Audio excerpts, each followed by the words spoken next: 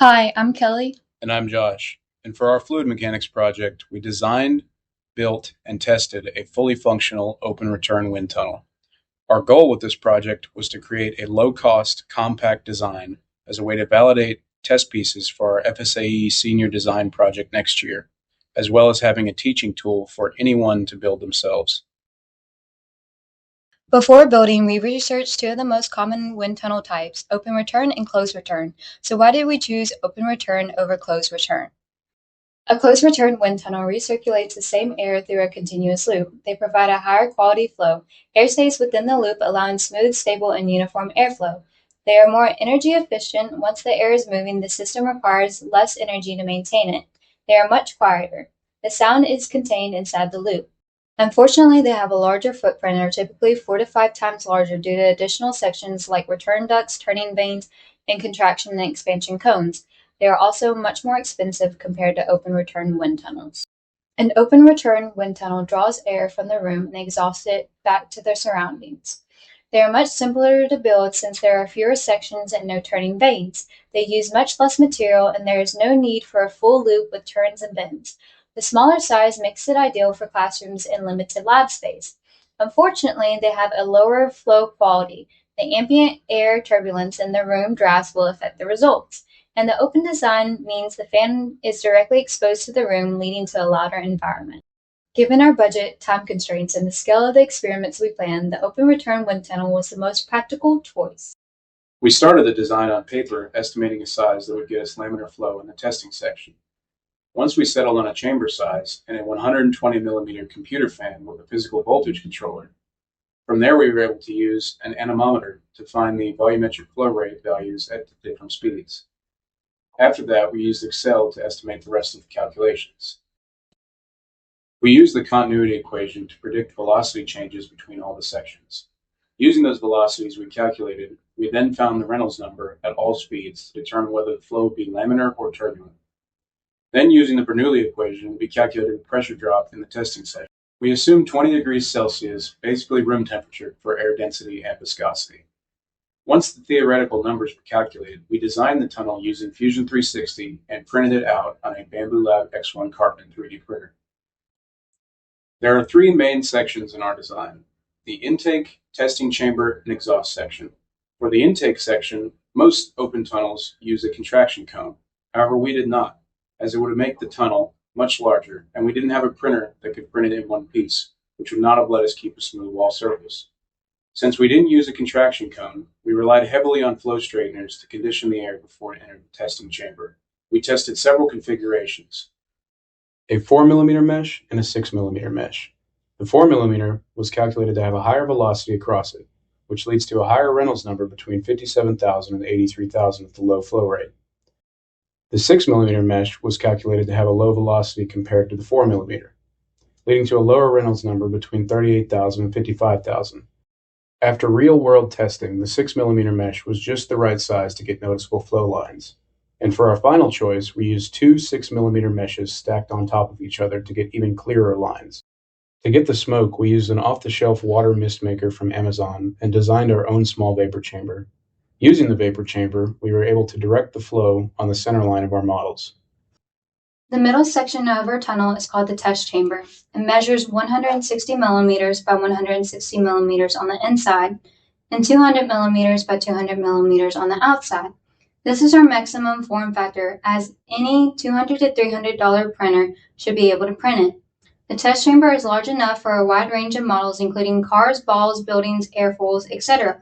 It is small enough to achieve workable low speeds with our fan and simulate higher speeds of 3.1 to 3.5 meters per second for non-laminar flows.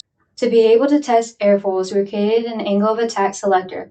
We designed a rotating AOA selector to move in 15-degree increments from negative 45 to 45 degrees.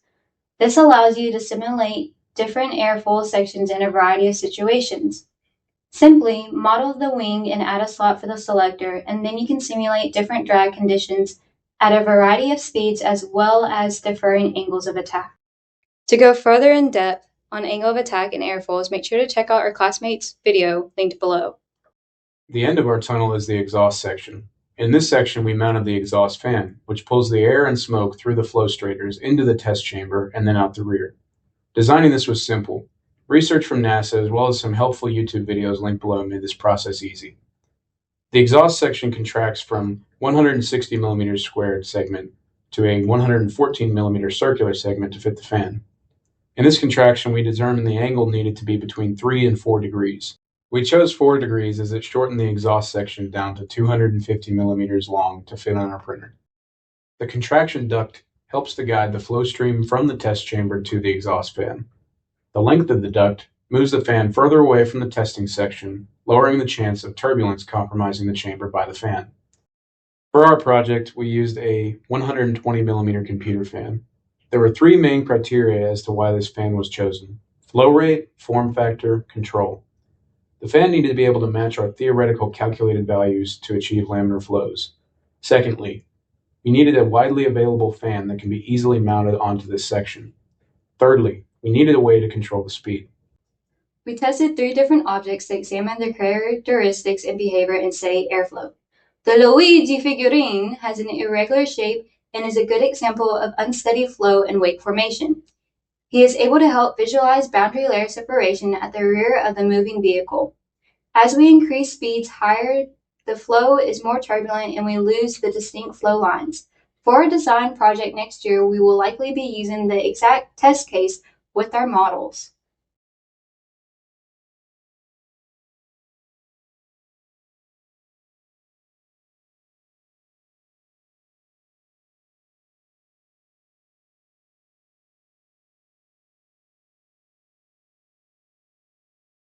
For our second test subject, we chose a golf ball. Golf balls have dimpled surfaces, which creates a turbulent boundary layer. This turbulent boundary layer reduces drag and increases lift, which allows airflow to stay attached to the ball's surface longer. This allows the ball to fly further than a perfectly smooth ball. As we increase speeds further, we can see that the boundary layer starts to collapse and the wake increases.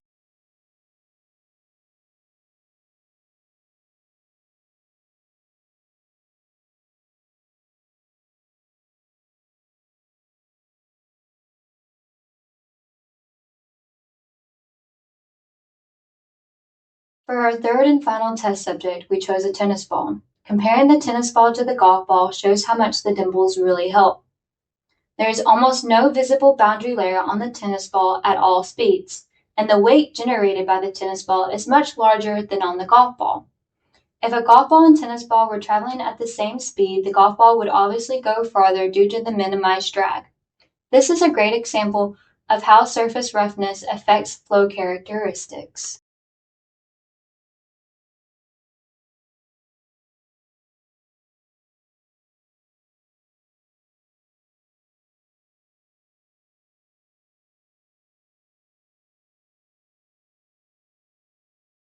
Even though our wind tunnel is very simple and compact, it has a variety of applications, namely showing boundary layers, wake, and drag forces visually, comparing different shapes and surface textures, visualizing basic aerodynamics in a classroom with the wing section, and most importantly for our case, preliminary model testing before committing to extensive CFD work.